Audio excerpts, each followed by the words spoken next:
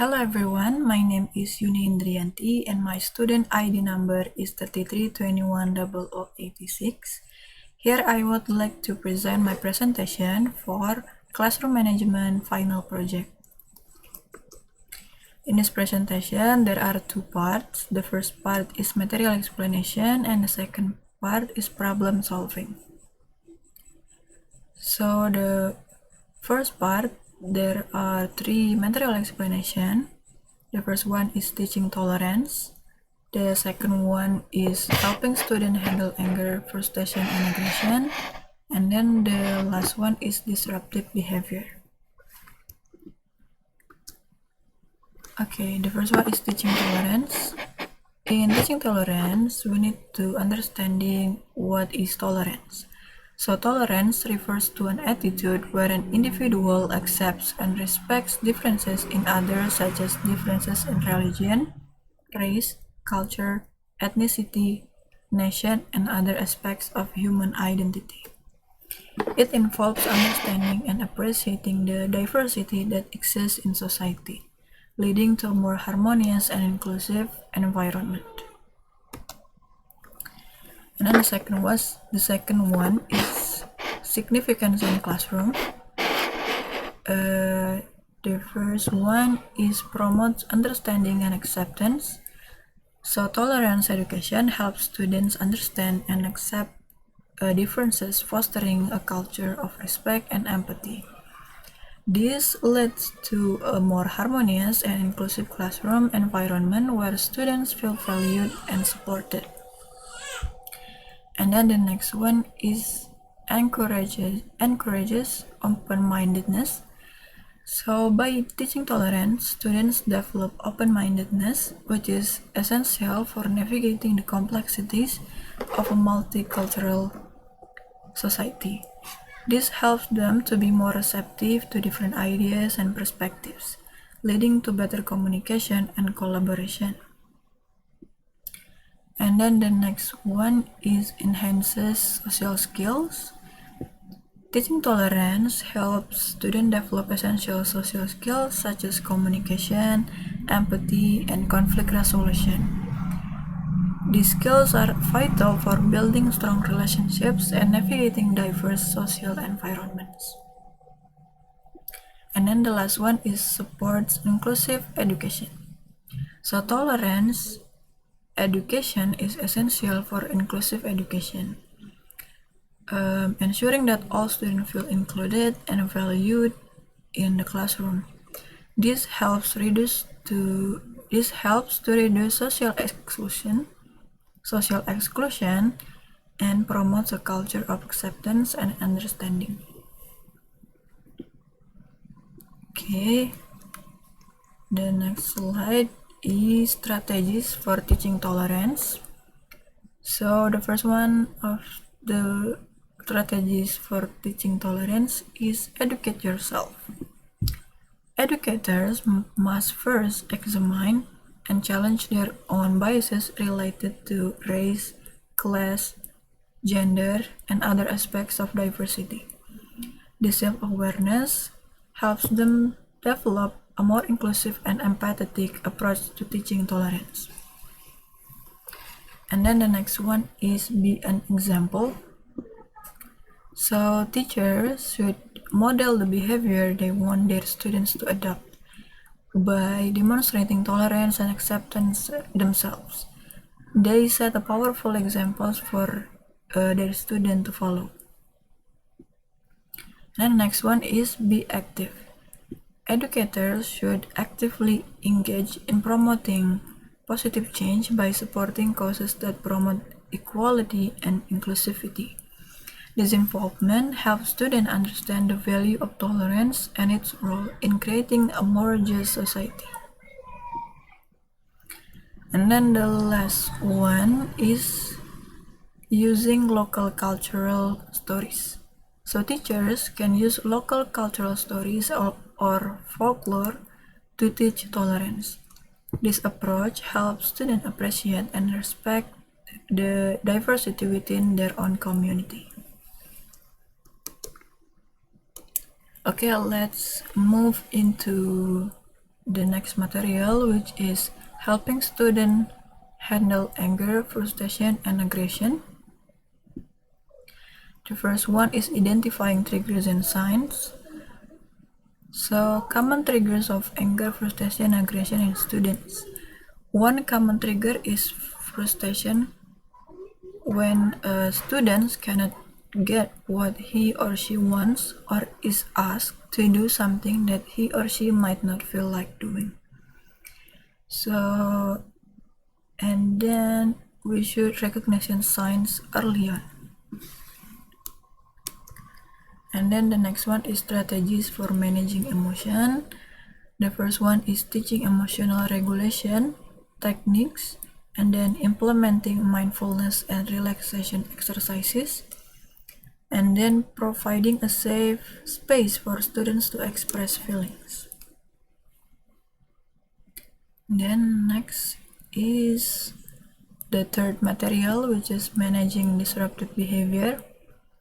So there are 4 types of disruptive behavior.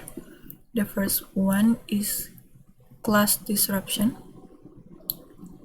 Behavior that interferes with classroom learning, such as talking out of turn, making strange noises, wandering around the classroom, and failing to submit tasks or works. This can also include using mobile phones during lessons, arguing or disagreeing with teachers or students, and being late or absent from class. And then there is also aggression. Aggression is hostile or violent attitudes toward others, including physical, verbal, or passive forms. For examples, including hitting, kicking, biting, pinching, pulling, and slapping, as well as swearing, ridicule, and name-calling. And then the next one is breaking rules. Students may break The next one is breaking rules. Students may break class rules for various reasons, including being angry, finding the class boring, craving attention, attempting to avoid failure, or wanting to control the situation. Examples include talking without permission, making strange noises, wandering around the classroom, and failing to submit tasks or works. And then the last one is disengagement. Students may detach from lessons due to being preoccupied with something else, feeling helpless to complete their task, or finding the task unappealing and pointless. This can include active disengagement, for example, put-downs or excessive requests for help, and passive disengagement, such as sleeping in class or getting late from class early. Okay, and the next slide, there is causes of disruptive behavior. The first one is psychological needs. Students may engage in disruptive behavior to meet their psychological needs, such as freedom, power, and fun. These needs can be viewed positively or negatively depending on the context. Okay, and the next one is communication issues. Struggle with communication and social cues can lead to feelings of being unheard or misunderstood, resulting in anger or frustration. These can include difficulties in expressing oneself effectively or understanding others. And then the next one is anxiety and depression. Anxiety and depression are common triggers for anger in students. Stress, feelings of powerlessness, and low self-esteem can escalate into anger and aggression. And the last one is social and emotional factors. Students may engage in disruptive behavior due to social and emotional factors such as feeling bad, being tired or sick, doing too challenging work, or being nervous, anxious, or disappointed. Serious problems such as bullying or harassment can also contribute to disruptive behavior. And then the next one is responsive strategies. The first strategies is identifying and understanding the behaviors. Educators should identify and understand the behavior by observing and documenting it. This involves noting the context, triggers, and consequences of the behavior to determine its root causes. And then the next one is setting clear expectation and boundaries. So clear expectation and boundaries help students understand what is expected of them. This can include setting rules, consequences, and rewards for following or not following these rules. And then the next one is providing immediate feedback. Providing immediate feedback, both positive and negative, helps students understand how their behavior is impacting their environment. This feedback should be specific, timely, and constructive. And then the last one is using timeouts and other consequences. Timeouts and other consequences can be used to address inappropriate behaviors. These should be consistent and applied fairly to all students. Okay, that was the first part, and I will continue to explain the second part, which is problem solving. There are 3 problems that I'm going to solve. Let's start from problem number 1. Problem number 1 is Mrs. Johnson is a 5th grade teacher who has been teaching for over 10 years. This year, she has a student named Alex who frequently displays aggressive behavior. Alex often interrupts lesson, talks back to the teacher, and sometimes even becomes physically aggressive toward his classmates. Mrs. Johnson has tried various strategies to manage Alex's behavior, such as setting clear rules and consequences, positive reinforcement for good behavior, and speaking with Alex privately to understand the root of his aggression. However, despite her efforts, Alex's behavior has not improved significantly. And the question is, what classroom management techniques can Mrs. Johnson implement to address Alex's aggressive behavior? So to answer this question, there are 3 strategies. And the first one is Functional Behavior Assessment, or FBA. FBA involves identifying specific triggers and consequences that maintain the problem behavior. This comprehensive approach helps in understanding the underlying reason for Alex's aggression.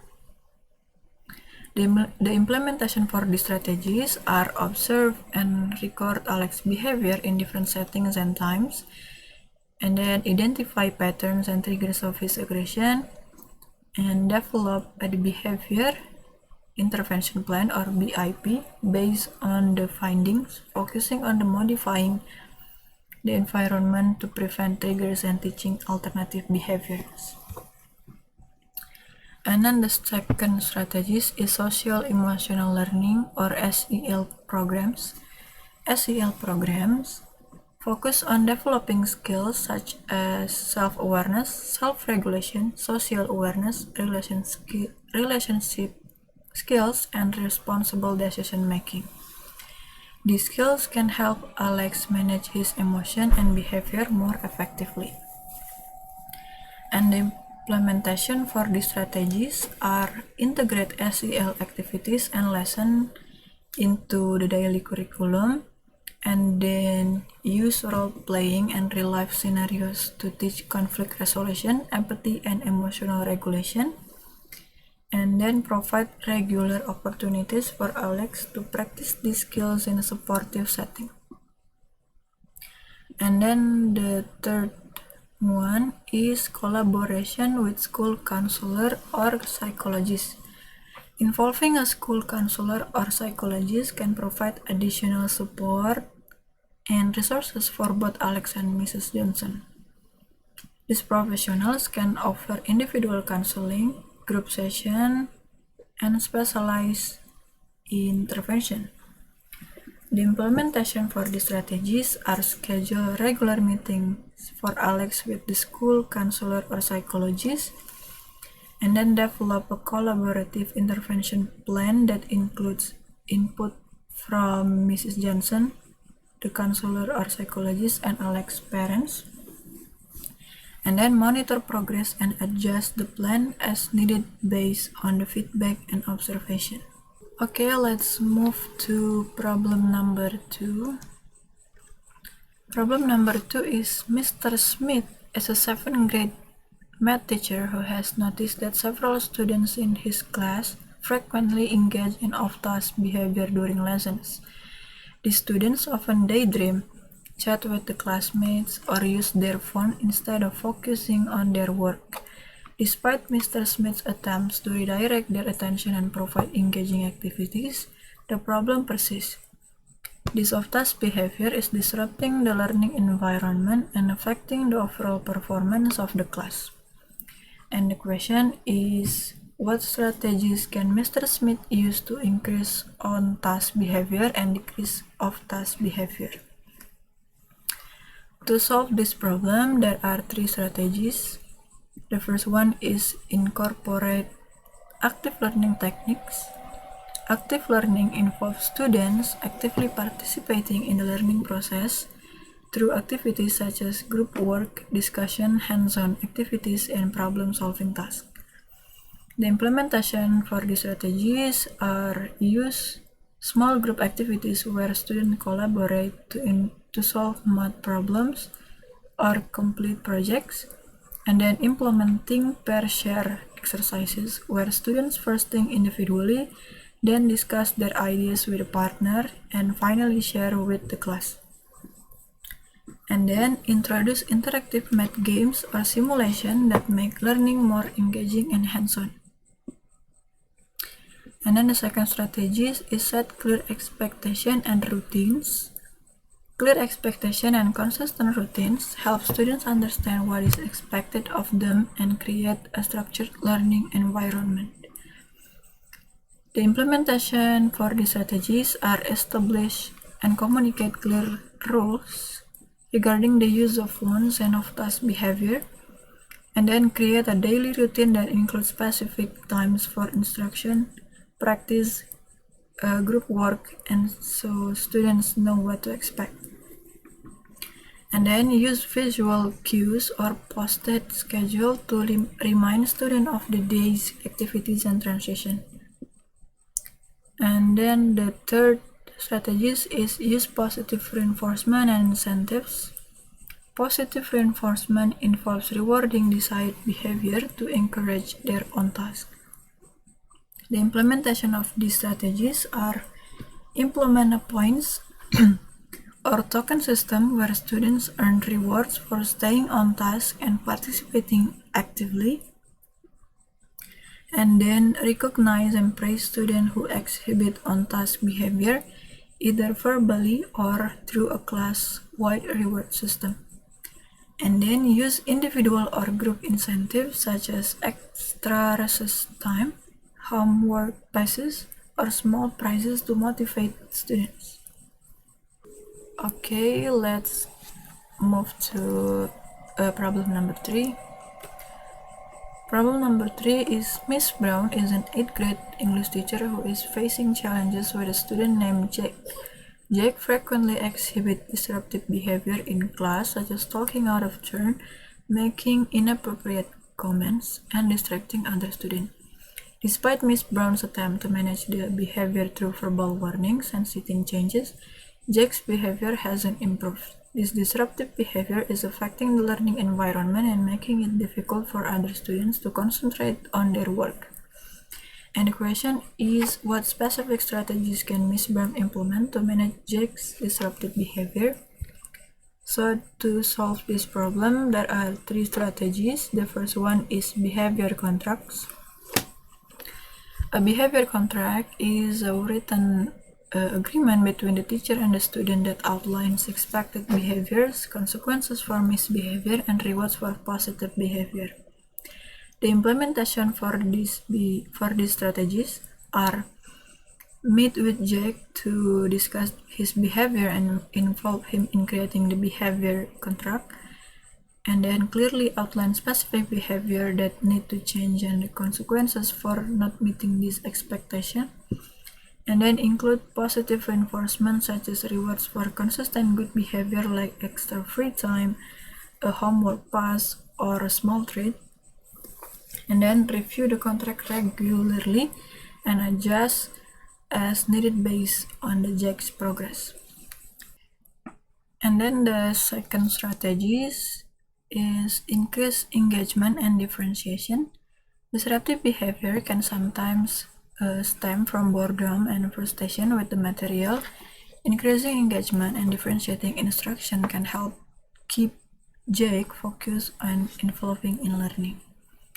The implementation for these strategies are use varied teaching methods such as group work, interactive activities, and multimedia resources to make lessons more engaging, and then differentiate assignments and provide choices to cater to Jake's interest and learning style, and then incorporate movement breaks or hands-on activities to help Jake release energy and stay focused.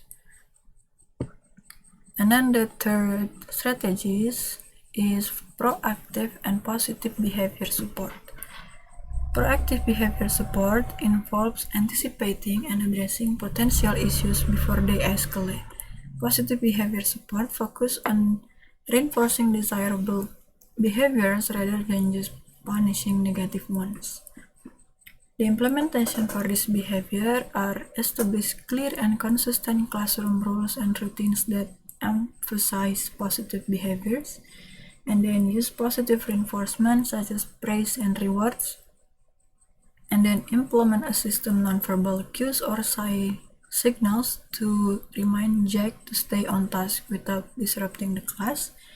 And then the last one is develop a rapport with Jack by showing interest in his strengths and interests, creating a positive teacher-student relationship.